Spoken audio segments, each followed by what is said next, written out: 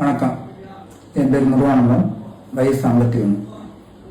கிட்டத்தட்ட 32-33 வருஷமாக பிடிச்சிக்கிட்டு இருக்கேன். என்னுடைய காலேஜ் டைம்லேருந்து எனக்கு இப்போ ஒரு மாதமாக வயிற்று வலி இந்த மாதிரி பிரச்சனைகள் இருந்துச்சு. கை கால் நடுக்கம் இதெல்லாம் கொஞ்சம் அதிகமாக இருந்துச்சு. நான் இந்த கிரேஸ் போதை மறுவாழ்வு மையம் பேஸ்புக்கில் அந்த மேடத்தை நான் கான்டாக்ட் பண்ணேன். வர சொன்னாங்க. நான் நேரடியாக போனேன். அட்மிஷன் போட்டு உடனே லேப் டெஸ்ட் எடுத்தாங்க. டாக்டர் வந்து என்னை ஃபுல்லாக செக் பண்ணாங்க. செக் பண்ணிவிட்டு நான் ஒரு மாதிரியாக ஒரு கேரியாக தான் இருந்தேன். எனக்கு நல்லா புரியுது.